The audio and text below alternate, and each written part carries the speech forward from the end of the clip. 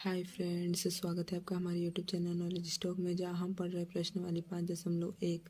तो आइए वीडियो को स्टार्ट करते हैं। तो हमें दे रखा है 0, -4, -8 और -12। ठीक है, अब इससे हमें सॉल्व करना है। यहाँ पर जो डी है ये हमारा सार्वंतर है, मतलब हमें सार्वंतर निकालना है। सभी वैल्यू सेम होगी तो ये हमारी एपी या समांतर श्रेणी होगी। अगर समांतर श्रेणी है तो हम इसके बाद अगले पद निकालेंगे। ठीक है, तो डी, जो हमारा डी होता है उसको हम D1 लिखते हैं या D1 मान लेते हैं। तो D1 बराबर क्या होता है, A2 - A1। अब देखो, जो 0 है वो हमारा A1 है, 4 है हमारा A2 है, -8 है A3 और ये है हमारा A4। अब देखो A2 - A1, तो A2 कितना दिया है -4, माइनस वैसा का वैसा। A1 कितना दिया है 0। अब -4 और -0, माइनस माइनस प्लस हो गया। अब देखो यहाँ हो जाएगा -4 बचेगा। तो D1 कितना है -4।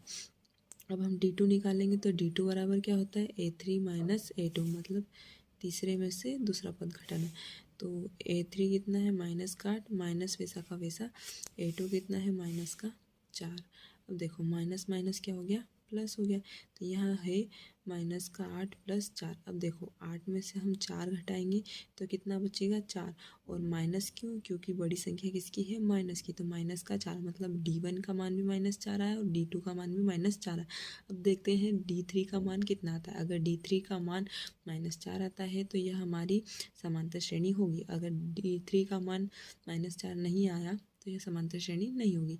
तो देखो अब D3 निकालेंगे तो D3 क्या होता है, A4 - A3। अब देखो A4 कितना है -12 और माइनस वैसा का वैसा। A3 कितना है हमारे पास -8। अब देखो माइनस माइनस प्लस हो गया, तो -12 और +8। अब 12 में से 8 घटाया तो कितना बचा, 4। अब -4 क्यों, क्योंकि बड़ी संख्या किसकी है, माइनस की। तो -7 में आ जाएगा। तो D3 कितना है -4। मतलब देखो D1 का मान भी -4, D2 का मान भी -4 और D3 का मान भी -4। मतलब यह समांतर श्रेणी है, चारों के मान समान है। तो क्या करेंगे कि D1 बराबर D2 बराबर D3 बराबर D, पूरा D है तो कितना है सार्वंतर -4। अब अगले 3 पद निकालेंगे, मतलब A4 तक हमें मान पद दे रखे थे। अब A5 निकालेंगे तो A5 बराबर क्या होगा, A4 + D। A4 का मान कितना था हमारे पास में, A4 का मान है हमारे पास -12 प्लस D का मान कितना है हमारे पास में -4। अब देखो प्लस माइनस, आप सभी को पता है कि प्लस माइनस क्या होता है, माइनस। अब देखो -12 तो यह हो जाएगा -4। अब 12 में 4 जोड़ेंगे तो कितना होगा, 16, -16, माइनस माइनस प्लस हुआ तो -16। A5 कितना आया -16।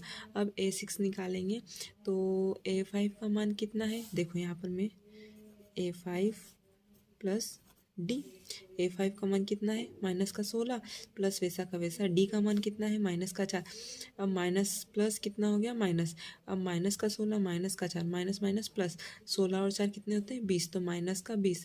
A6 का मान कितना है -20। A7 देखते हैं, A7 कैसे निकालेंगे हम, जो A6 है उसमें हम D जोड़ेंगे। तो A6 का मान कितना है -20 प्लस, और D कितना है -4। अब माइनस प्लस माइनस हो गया। अब -20 -4 तो -24।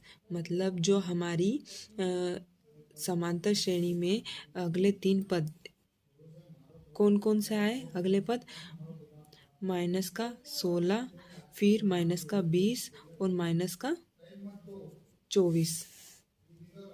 आप, आई होप आपको हमारे वीडियो समझ में आएगा। प्लीज़ हमारे चैनल को सब्सक्राइब करें। Thanks for watching.